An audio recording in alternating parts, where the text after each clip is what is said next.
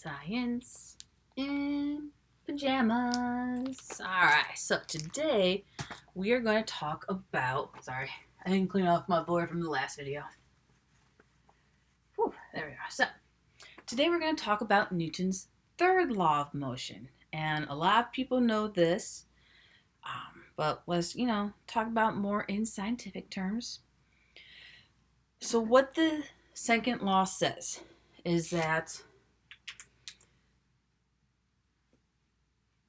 when two objects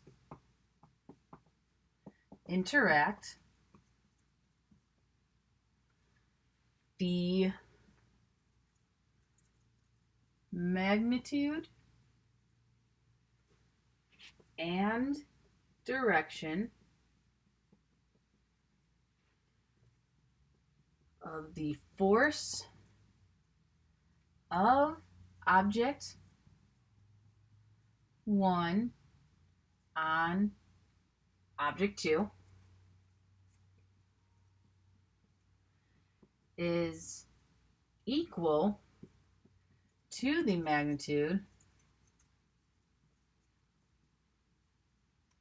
of the force on the force of object 2 on object 1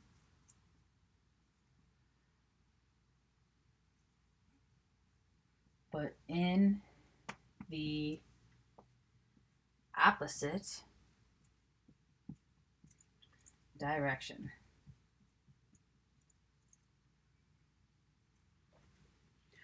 Or, simply put, for every action, there's an equal and opposite reaction.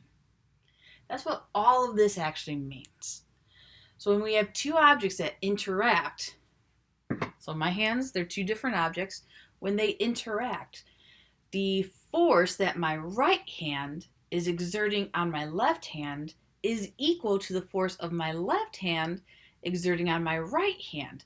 They're just going in two opposite directions. They're just moving in two opposite directions. But they are equal in magnitude, heading in opposite directions. So that's all that we're saying about that. We're going to, in terms of what it means, I'm going to give you some examples, talk about how this relates and all that. But essentially what this means is that all forces exist in pairs. You cannot have a single force. If I push this board with my finger, the board is pushing back on my finger. When I'm standing on the ground, my feet are pushing down on the ground. Well, the ground is pushing back up on my feet. If I was to lean against this wall,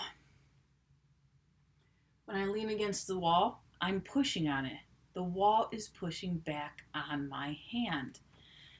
So forces always occur in pairs because whenever one object interacts with another, the other is going to react to that interaction.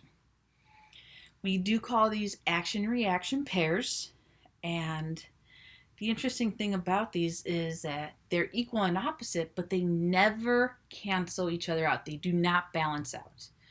We've mentioned in previous videos about how you can have forces that balance each other out so that there's no net force. But these do not. And there's one simple reason why. Forces can only balance out if they are acting on the same object. So, I have a little box here. If I am pushing both my hands on it, the box is experiencing a zero net force because it's experiencing the equal forces of my hands going in opposite directions. So, here's the box. Here's my hands.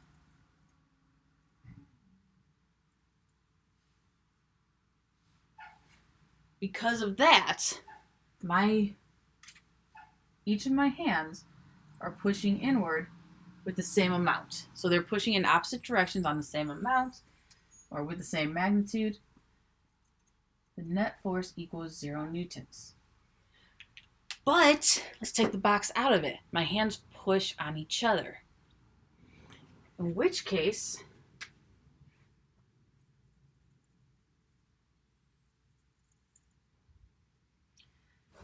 there is now a net force. Now, what's the difference between this and that?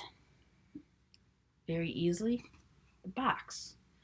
In the top picture, we were looking at the net force on the box. So both of my hands were pushing on the same object. Are both my hands pushing on the same object here? No, they're pushing on each other. So you can only balance out and have no net force if the forces are acting on one object.